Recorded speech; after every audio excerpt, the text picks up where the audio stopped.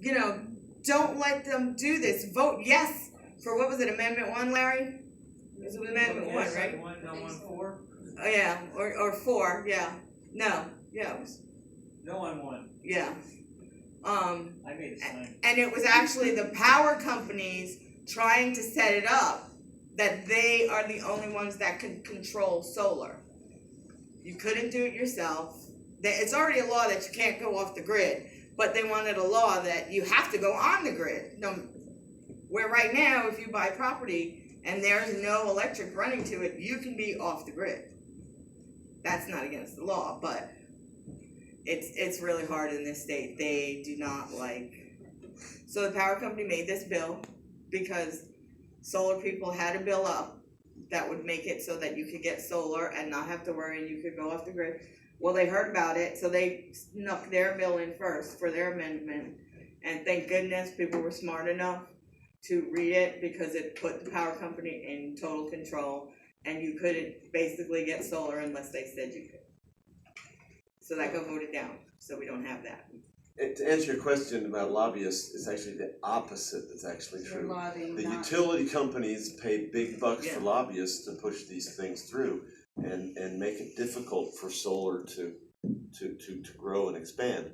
And in the election last year, they had this amendment that they proposed, and I'd seen posts on Facebook and through the various things I'm involved with where saying don't vote for it, say no. Yeah. And it came out, and I got the little thing you get before you vote, and I read what the amendment actually said, and then I read it again, and I read it again. I'm like, holy mackerel! They twisted the words so brilliantly that it made you think that you were going to be better off voting for this thing. And I had to read it a few times to really figure out the hoax that they were playing. And what they were doing was basically removing the rights of the people to do solar panels on your own house. They were trying to make it regulated, and would have ended up under control of the utility companies. They're very sneaky. I was just like, I can't believe that this is even allowed. It seemed like it should be illegal to propose an amendment that is that misleading. Yeah. Yep. I wish we had a copy of it, because you read it. You literally had to read it a few times to really absorb what it was. Really bad. Someone stole it from in front of the house, a different one. But I wanted to tell everybody there's a sustainability event going on right now at the Hotel Bar, right across the right way here. Right there, what's it called? The Sheraton? Yes, Climate Resilience Forum for the Sunshine State at Tow Bar Irish Pub. Right. Walk there. See you there. I haven't eaten yet. We can have a class. See ya. Good job. So you mentioned that we're 15th in the United States, and probably this is a lot of the reason why.